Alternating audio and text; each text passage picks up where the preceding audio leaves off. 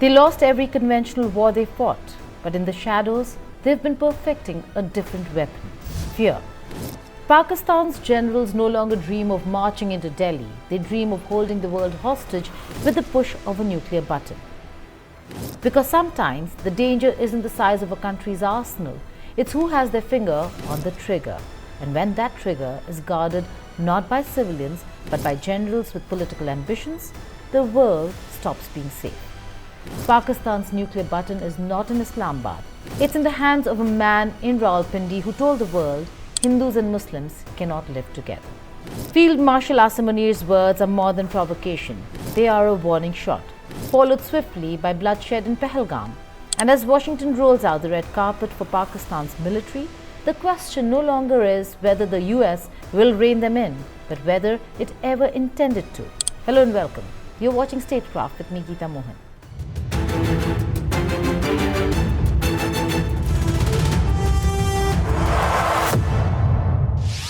A nuclear threat, not from a rogue militia, not from a pariah dictator, but from the polished mouth of Pakistan's army chief, and delivered on American soil. Field Marshal Asim Munir stood on US turf, smiled for the cameras, and promised that if Pakistan went down, it would take half the world down with it. A statement as reckless as it was revealing. And the most dangerous part? It wasn't a slip. It was a strategy. One rooted in a history of proliferation, military control of nuclear weapons, and Washington's willingness to look the other way. Because in Pakistan, the nuclear button is not guarded by civilians or parliament or policy. It's in the grip of a khaki-clad military elite whose legitimacy comes from fear, not from votes. And when generals feel insecure, they reach for the oldest trick in their book: nuclear blackmail. It is a performance they have honed for decades, trying to present themselves as responsible actors even as they smuggled nuclear technology to Iran, Libya and North Korea through the Abdul Qadir Khan, founder of Pakistan's nuclear network, a network that turned Pakistan into the Walmart of nuclear proliferation. And now, half a century later, the same mindset drives its leaders: bluff, threaten, and hope the world keeps paying for your survival. Munir's latest threat wasn't just to India, it was to half the world. And it wasn't made in Islamabad or Rawalpindi. It was made in Tampa, Florida, in the United States of America on the 80th anniversary of the atomic bombing of Nagasaki. While seated at a black-tie dinner hosted by a Pakistani businessman, while rubbing shoulders with top American generals, and while basking in the warm glow of the Trump administration's embrace. If Washington really cared about stopping nuclear conflict, would it be rolling out the red carpet for a man who threatens it? Because here's the pattern. Every time the US gets close to Pakistan's military, the generals show their true colors. Under Zia, it was Islamization. Under Musharraf, it was Kargil and the Taliban double game. Under Bajwa, it was sheltering Osama bin Laden's ideological heirs. And under Munir, it is nuclear brinksmanship. The Americans know their history. They know Pakistan's military runs the country, not its civilians. They know the generals use US support as a shield to escalate against India. And yet, here we are again, a US president calling Pakistan a phenomenal partner and hosting its army chief for lunch at the White House. Now, if you remember, just days before the terrorist attack in Jammu and Kashmir's Pahalgam, Munir told the world that Hindus and Muslims cannot live together, that Kashmir was Pahalgam's jugular vein, that the two-nation theory was alive and well. 1 week later, Pakistan-backed terrorists walked into Pahalgam and asked tourists for their religion before shooting them at point-blank range. Pakistan की कहानी अपने बच्चों को जो है आपने जरूर सुनानी है ताकि वो पाकिस्तान की कहानी ना भूलें. Well, our forefathers they thought that we are different from the Hindus in every possible aspect of life. Our religion is different, our customs are different, our traditions are different, our thoughts are different, our ambitions are different. That was the foundation of the two-nation theory that was laid there. That we are two nations, we are not one nation. So because of that, our forefathers, they struggled, mounted that incessant struggle to create this country. Our forefathers, they have sacrificed immensely, and we have sacrificed a lot for the creation of this country. and we know how to defend it. My dear brothers and sisters and sons and daughters, please don't forget this story of Pakistan. And don't forget to narrate this story of Pakistan to your next generation so that their bond with Pakistan, it never weakens. Whether it is the third generation or the fourth generation or the fifth generation, they know that what Pakistan is for them. 26 innocent people killed while on a holiday. It was terrorism with a sectarian script. This is how Pakistan plays its game. The military chief issues a sectarian provocation. Terror groups execute on the ground, and all of it happens under the protective umbrella of nuclear deterrence. It's not accidental, it's calculated. Munir knows India's military superiority on conventional terms is overwhelming, so he hides behind the bomb, threatening Armageddon to stop India from striking too hard. This is why Pakistan remains the world's most dangerous nuclear state, not because of the size of its arsenal, but because the same people who run its terror networks also have their fingers on the nuclear trigger. And there is a real growing danger that those weapons or their technology could slip into the wrong hands and into the hands of non-state actors. It's happened before. Abdul Qadir Khan, father of Pakistan's bomb, didn't just build weapons, he sold the recipe. For years, his network shipped nuclear material and designs to North Korea, Iran and Libya. Americans knew, but Pakistan was too useful to punish. It was proven beyond doubt that Pakistan was indeed involved. But the Pakistani military was not going to take the blame, so one man did, Abdul Qadir Khan. Khan eventually confessed on television and was pardoned by Pervez Musharraf, and then lived comfortably until his death. No trials, no accountability, just the quiet lesson that in Pakistan, if you wear the right uniform or serve the right interests, you can get away with selling Armageddon wholesale. The investigation has established that many of the reported activities did occur, and that these were inevitably initiated at my behest.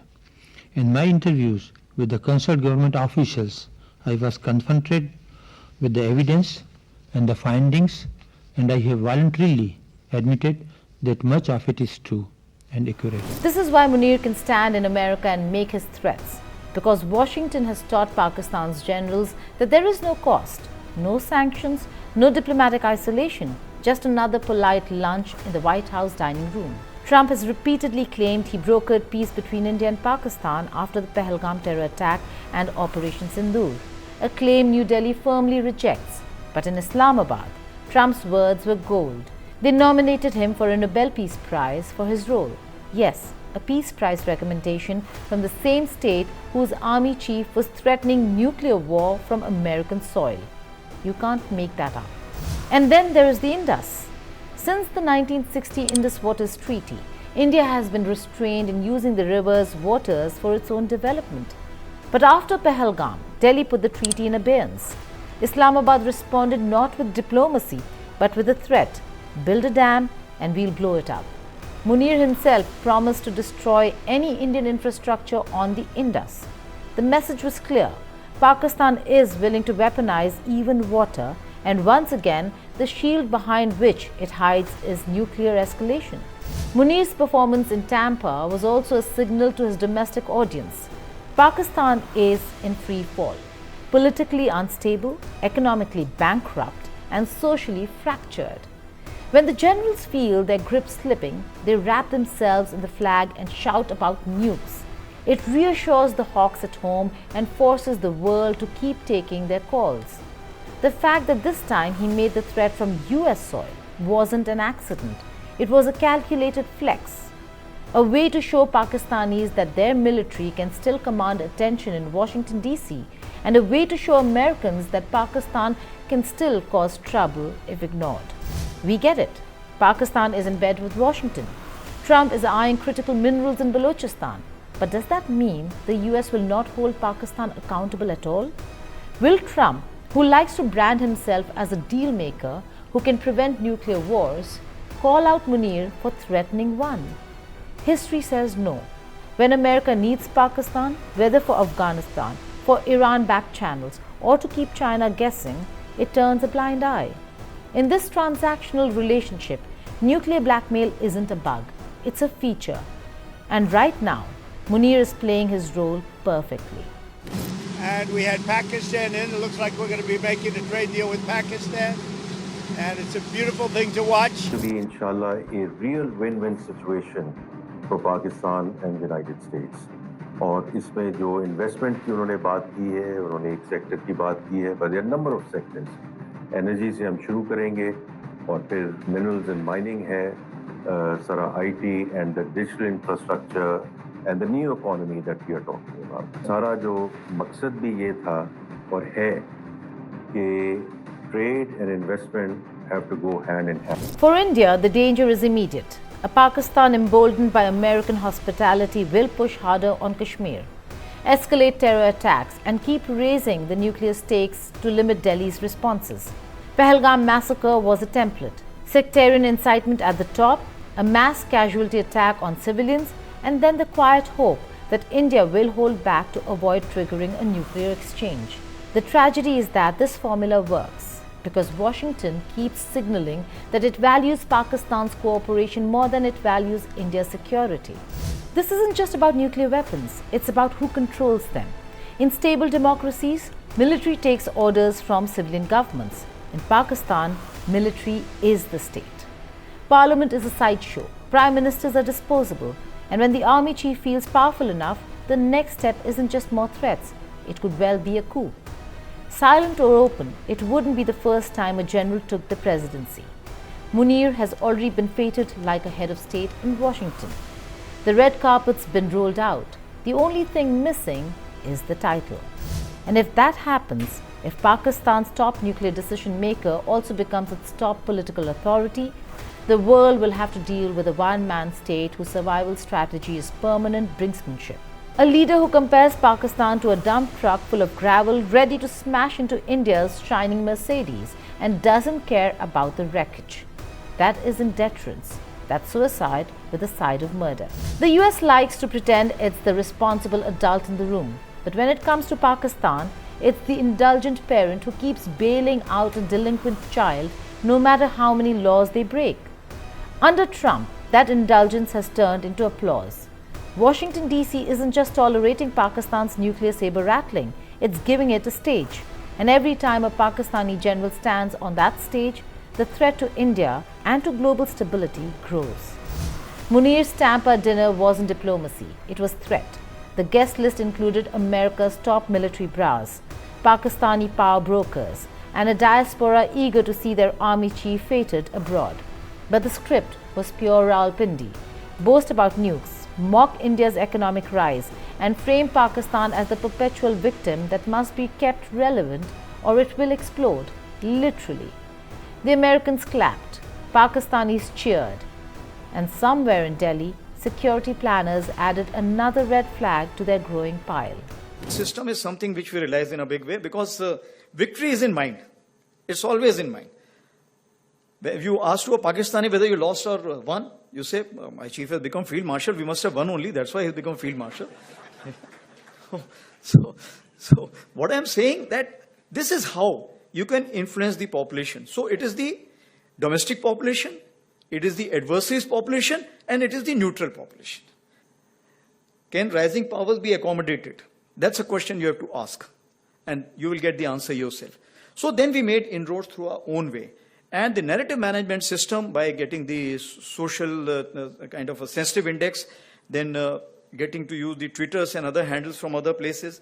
So the strategic messaging which was there was very, very important. And that's why the first messaging we did, that okay, justice done, Op Sindoor, that hit the maximum, I am told, in the world today, the number of hits which received. So that was the strategic messaging by a simple message.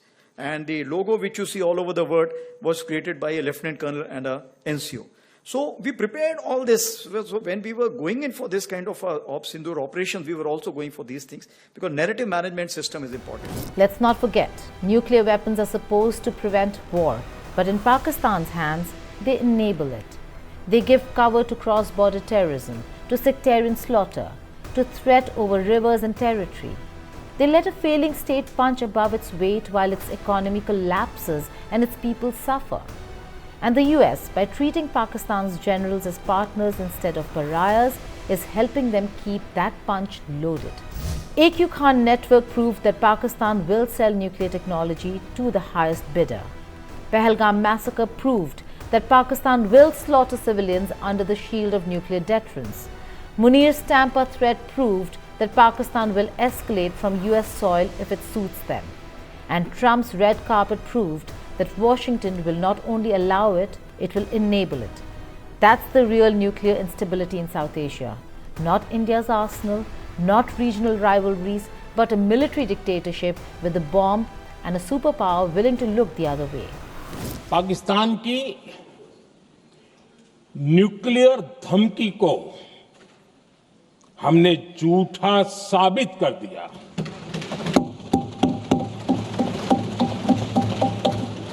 Bharat ने सिद्ध कर दिया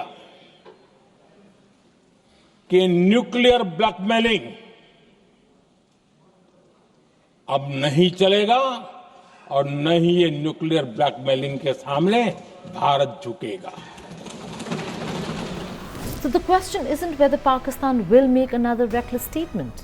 The question is whether the next one will be followed by another Pahalgam, another Mumbai, another Pulwama, or maybe the Indas, while the man behind it sips coffee in the White House.